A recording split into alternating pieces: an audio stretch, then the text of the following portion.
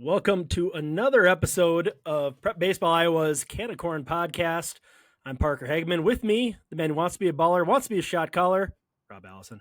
How are you, Rob? Don't call it a comeback. I've been here for That's years.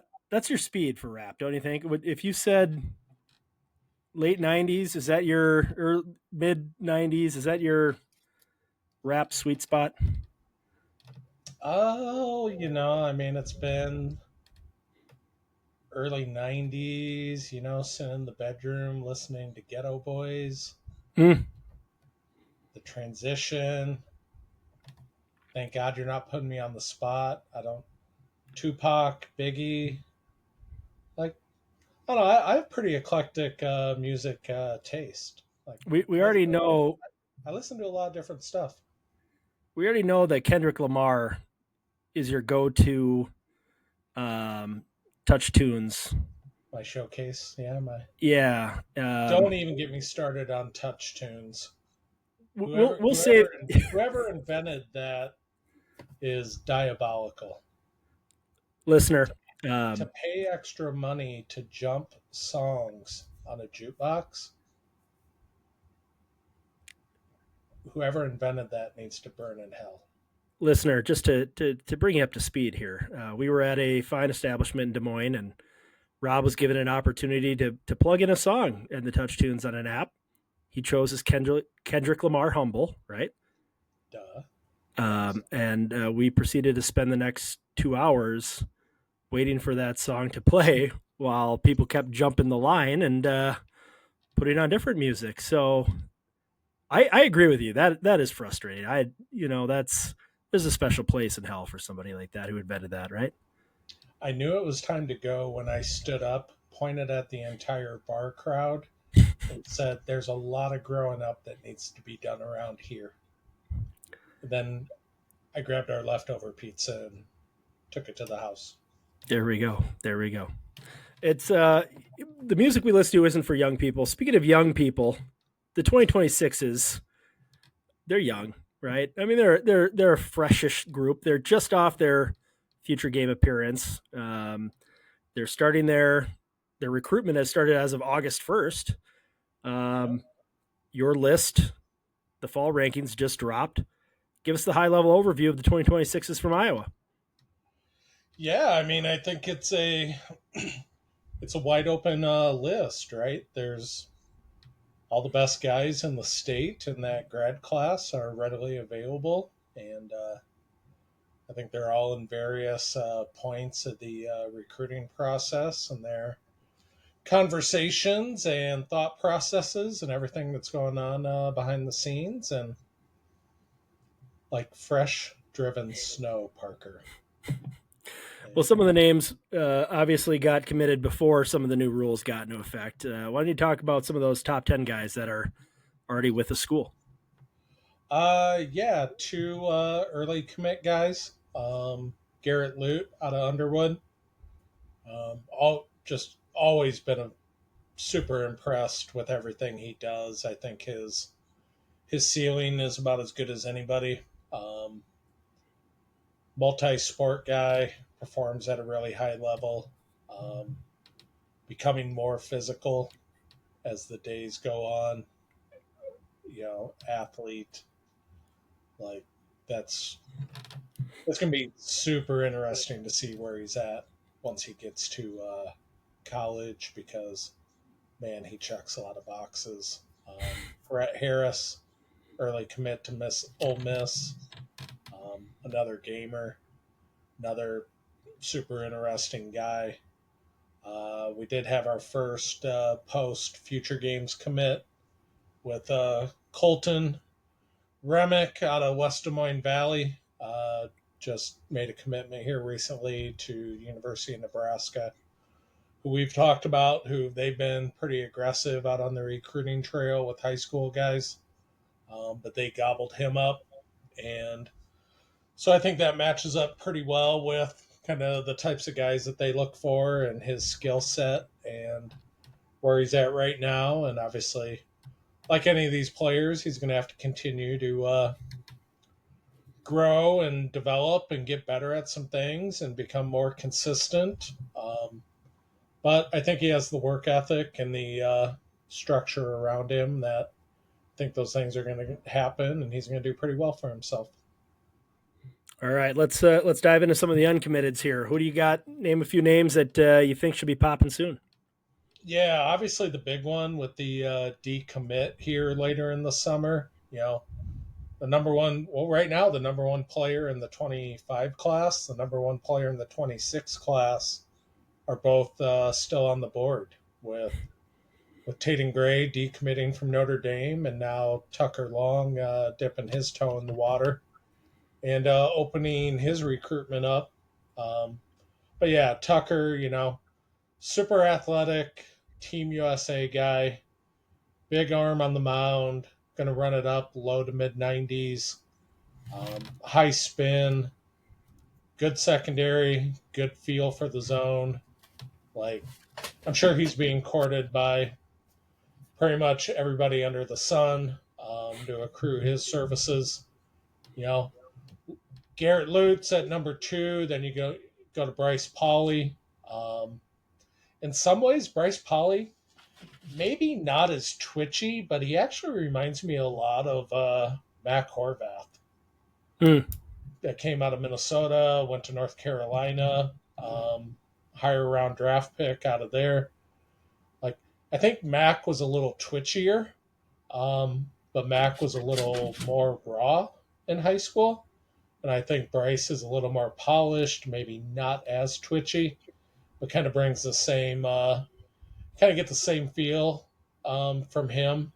Going to bang it around the yard a little bit, going to play solid defense. Just an interesting guy. Um, Brandon B. I'm a big fan of Brandon B. out of Davenport North. That's pretty good 1-2. While this last year was the 1-2-3 combo, they had Bulkema, Pauly, and Brandon B. Like 2 through 4 hole, that was a little bit of a murderer's row uh, at the high school level. But Brandon B really impresses me. I think he's still raw in a lot of ways. I'm not quite sure if he knows how good he could actually be, but I think the work ethic is there. Um, Once he really starts drilling down in and getting after it on a few things, like he's a guy that I could see a lot of people having significant interest in. Um, Brady Andrews has been super steady. He's the guy that we know. Again, keep using the word athlete. you know, Athlete, good arm, can really defend in the outfield. I think the bat is a little up and down, inconsistent in some ways, but he's going to throw strikes. He's going to spin it really well. Just really competitive on the mound. Gavin DeJesus, like really good defender, really hard worker, game changing speed on the bases and in the field. For a undersized guy, has really sneaky pop in the bat. He can really drive the ball to the gaps and get after it to the pull side. So he's super interesting. Probably the most projectable for me out of this group is Ryan Stedman. Like, he's just a big old baby giraffe. Um, Skinny as hell, but really athletic, really loose. Um, can really get after it on the mound as well. Already up to 90 miles an hour. Going to show you at times a plus breaking ball. Um, but he's super easy to dream on. And Lincoln Dalton, like I was really happy. Like the whole Iowa State tournament, who qualified, who didn't qualify, what happens in the first round. I think all that tore like 20% of my soul out of my body. Um, and ultimately, like he was able to make it to the future games, which it's awesome. I think it was great that he was able to get in front of all those coaches. A little bit of face to name recognition, people to kind of see what he brings to the table. But he also was like, he was trying to get after it for one inning on like 2.5 days rest after going 100 pitches and battling his ass off against Cedar Rapids Kennedy. So he wasn't at a full tank of gas. He wasn't exactly where he would want to be stuff wise, but I think he proved that he could really pitch and he could really spin it, pitch guys backwards. So I think it was still, all in all, was like a positive thing for him. Um, yeah, and I mean those are the big guys still left available in the top 10. Yeah, those are all big names, and like you said, most of them did make an appearance down at the future games, and I thought did pretty well for themselves. You had a good The collection of Jesus, I mean, and yeah that was in the middle of all of our Delta debacles. I yeah. know I've never waited at a luggage carousel for almost 3 hours for my bags to drop. Um, Here I got ahead of myself. I landed in Atlanta, and I just thought like the seas were going to part and that life was going to be good. Yeah, until I stood there staring at a monitor for 3 hours, wondering if I was just going to get my socks and underwear delivered to me in an appropriate amount of time. The fact that the players showed up is a pretty good sign, though. Yeah, DeJesus went through a ton of flight issues. Other guys had travel issues. Like it just turned into like a war of attrition. Like if you could just keep breathing and keep your head above water and like just keep grinding and yeah, finally just get there and try to do everything you could to be successful. But it was DeJesus, interesting. he's interesting to me because I've seen his name on your list for a long time, and then maybe it was like last fall. It was my first time of actually getting to see him play, and at first you just kind of just see him, and you're like, well, he's kind of smaller, but I don't know. And then all of a sudden he starts playing, and you see the speed, and you see the the way he fields and the pace that he's going in the internal clock, and you're like, wow, yeah, this guy's got he's got something there, and he plays the game, and he can even with the small size, he's still producing a lot of eggs at velo. So I think it'll be interesting to see where he lands. Yeah, and it's always interesting. Like people used to talk about this with Drew Gilbert because like Drew Gilbert in Minnesota coming out of high school was pretty undersized. And I had a veteran scout one time tell me sometimes that's the biggest hurdle you got to get over because when you're drafting guys, your cross checker, your director of scouting, like they feel like all these boxes need to get checked. Like they got to be this size, they got to run this, they got to throw this, like this very, I guess, short sighted chart of everyone has to look the part and kind of fit this mold. And I think, in essence, what he told me is once a guy can get into a minor league system, and if he's putting up numbers, no one cares about any of the other stuff anymore. Like, and so, I mean, I could see that somewhere down the road with Gavin. Like, they're going to be like, well, with this question mark or his physicality or this or that. And once he, whether it be at college or potentially down the road, maybe even at the pro level, once he starts putting up numbers and once he starts playing, none of it's going to matter anymore. That's true. You just play the game. Um, let's talk about some of the risers and newcomers to your list here. You got some names that either made some moves up and down the board or jumped on it. Yeah, I mean when you do rankings updates, like you're always going to have that movement, and you're going to have guys that move up, which then is going to force guys to move down, and like ultimately that's the way an Excel spreadsheet works, right? But there's guys that move up and that are doing well for themselves, and part of it is timing. Part of it is seeing them on the right day at the right time. I always try to factor that in. Like, if a guy has a bad day, he has a bad day. Like, it's baseball. Like, it's going to happen. Um, what you don't want to see is multiple bad days or consistent weekend after weekend. They start to flounder for whatever reason. Um, but some guys that made some jumps for me, you know, Cal Jepson made a really good jump for me. Um, Played on our spring league last year. Was still coming off fall of would have been fall of 23. Broke his leg in football. Still wasn't fully healthy, but was trying to get going in the spring. Continued to play baseball. Um, you could definitely tell he was trying to work his way back into playing shape. But then the positive, like you and I both remember that one weekend he's facing Joey Oki, and like he's teeing off on Joey Oki like Joey Oki stole something, and like just really getting after it with the bat. I still think going through the summer is a little bit of a question mark with his health. He was still trying to shake off the rust and get fully healthy and ready to go. But the first half of his summer was not great at Sioux City East. But then the second half, he totally just went like rage monster on everybody, and everything started to click. And then he showed up to the state games, and he was really, really good that weekend. Like ran well, threw well, defended at a high level, swung the bat with authority. Like that just kind of like to me, like I think that really positioned him where I think we thought he could be. But I think it solidified where he actually needed to be in the rankings and stacked up against some of the other players in the state.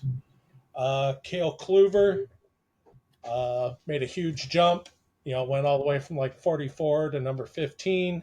Um, Big physical, V'd out frame. He physically, I mean, he's going to be athletic. He's going to be a beast in another couple years as he continues to mature, and luck of the draw, sometimes I always preach to like the kids that attend events, like you never know who's going to be watching. Like you never know who's going to be there. You never know who's watching. Like you got to put forth your best effort every day. And I saw Kale earlier in the spring. He came to one of our open events. Liked some things about him. I think it was like 84 miles an hour on the mound. Um, Interesting, but nothing earth shattering. And luck of the draw, I'm following my son playing at Wilton High School. They go into playoffs, and they happen like second or third round of playoffs. They happen to match up against Northeast. And on the mound for Northeast, here comes Cale Kluver. And boom, 88, 89, 89, 89. Developing feel for a breaking ball. That part's a little spotty. But you looked at the body, you looked at the velocity, and it instantly was like no brainer for me. Like this guy deserves a chance to go to the future games. And that all went down like what, like 2 weeks before the event. Um, so it was a quick turnaround for him. But again, like I probably wouldn't have been at Northeast. I probably would not have got a chance to watch Cale Kluver this summer. And simply for the fact that he was matched up against a team that my son was playing on. So sometimes it's better to be lucky than good. But right place, right time, and all of a sudden he gets some opportunities. And I think there's still some rawness, that typical, stereotypical 1A, 2A baseball rawness to his game. But I think the main ingredients and the tools are really good, and he really has a chance to develop and really do some things. A guy I was impressed with, kind of watching from afar, a guy I liked in spring league, a guy who performed at a really high level this summer, was Cross Bandy with Dallas Center Grimes. A lot of quickness there, a lot of twitchy athletic ability. Um, don't really like. He's okay on the mound. I think people kind of want to lean in that direction for whatever reason in some ways, but just flies around the field like you could almost accuse him of being out of control. But he's just running through brick walls, getting everywhere he needs to be, plays really fast, put up really good numbers out there, which is the most competitive league in the state when it comes to 4A. He made a decent jump. Sometimes the rankings, especially when you get in the top end, can get a little log jammed with guys. But I thought he had a great summer. And a guy who really came on really more towards the end of the summer um, is Brooks McCarthy from Mm-hmm. Morris Orange City dash Floyd Valley. Yes, we're the state of hyphenated schools. And but again, we had him in spring league, like competed really well, did a solid job, um, did everything he needed to do, but it was like 82, 83, um, above average pitchability, spun the breaking ball pretty good, competitive at bats, but not a lot of fireworks. And now that we've gotten to the end of the summer, going into the fall, now he's running it mid to upper 80s on the mound from the left side. The velo's taken a jump. He's shown that he can consistently hold that velocity. So I think there's probably some more jumps in the future. But he made like a 10 spot jump for us. But yeah, those guys have done pretty well for themselves. In this age group, they'll have much more moving and shaking to be done in the future here as we drop a winter and a spring and get seen at the fall review and then the preseason all state. But go ahead, scroll down your list. Let's go to the Uh-oh. unheralded side of things. A little bit buried there, but give a couple names of guys that you may be expecting to see a couple of moves here in the next few rankings. You do this to me every time. I Like try. you don't talk about it. You just like drop the bomb on me, put me on the spot. Wild card. Sure, sure. Um, a guy that had some buzz through the summer. Um, and then I finally had a chance to see him here in August uh, through a few tournaments, but then specifically the Iowa Sticks Scout Day. Um, I definitely have to see him a lot more and dig a lot deeper into everything. But an interesting guy for me is Cal Hayden from Coon Rapids. Um, his dad is the head baseball coach there. So I would assume that he's probably been a field rat, probably started out as the little mascot running around, probably had the Mr. Freezy mustache, like digging around in the dirt and being around the baseball field all the time. But he's long and he's lean and he projects out well. The tools are okay. You could consider them above average, but I think they're going to have a chance to improve. Low to mid on the mound, 80s. But I think the value is going to be in him as a position player and the bat. Drives the ball really well. Has played against definitely some higher competition than typically what a Coon Rapids team would run into on a daily basis, and he's done really well. So I think he's interesting. And then to pull another guy out of the weeds is I really like a shortstop from Lenox, Iowa, named Dawson Evans. Uh, I've gotten to know him a little bit. I've had some good conversations with his dad. Dad played college baseball, but they're just buried. Lenox is kind of down there. Since Parker, we know you're geographically challenged in the state of Iowa. Um, Absolutely. it would be kind of down there in Tweenersville, kind of by Creston, Southwestern Community College, that area of the state. So I guess southwest ish would be the area. Um, I want to believe Lenox, I think, is maybe 1A high school, but you can just tell his dad has worked with him a lot, has really good movements in the infield. Uh, you can definitely see the body continuing to grow and develop. I just think he has really good actions. I like the glove. He runs enough. The arm strength is going to have to continue to improve, but good approach in the box, really balanced, drives the baseball well. And so I think he's a little bit of a sleeper in the class. Those are some good names, and for the record, everything in Iowa is Tweenersville to me. So that really didn't help. I mean, it's Des Moines and everywhere else is kind of the way I recognize the state, but that's okay. Des Moines is a very lovely burgeoning metropolis. I don't know. Well, you are kind of jaded. You live in the Twin Cities. Yeah, and you also put us up in the western side of Des Moines, where it's the wealthy land of milk and honey. They've got their Fairlife milk over there or something like that. It's a little bit better. It's a little bit better life. Last question for you, right? We already talked about the touch tunes. What you're going to play at your whatever establishment you're at. Say you got to go do some karaoke. What are you putting on to make sure you don't screw it up? Oh, that's easy. My go-to karaoke song is "Baby Got Back." Oh, okay, yeah. Mm-hmm. L.A. Face. Yep, and the Baby rest. Got Back. Yeah. Okay. Big Sir Robbie juicy. Mix-a-Lot. I like that. That's good. That's good. Yeah. All right. Yeah.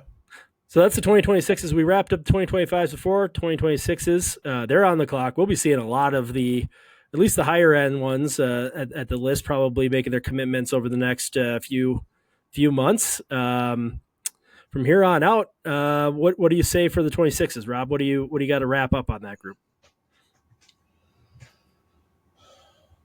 A word that we use a lot. I think there's a ton of projection in the class. I think you have the mix of two things. You have guys that perform in games at a really high level, and then you have another set of guys that are still developing but super projectable and easy to dream on. So I think it'll be interesting in that class because I would think right now the guys that play at a higher level have started to kind of migrate towards the top. But I think there's some really, really interesting athletes as you go down the list that once they add that 10 pounds or piece a couple things together that are going to make some serious jumps. So I guess in some ways the jury's still out, but I just think there's a lot of super interesting guys in that group, and it'll be interesting to continue to follow them and see where they're at over the next 3, 6, 9, 12 months, kind of those checkpoints. So, And that's the final word from Robbie Sir Mix-a-Lot Allison. You can follow him on Twitter now at PB Robbie Magic. He is you got to follow that account because of course it's fire as always, right? that's exactly I was going to say. Fire. Yeah. It's fire. So when you're done following him, subscribe to our podcast on YouTube, follow us on Spotify and Apple, and we'll see you soon. Absolutely.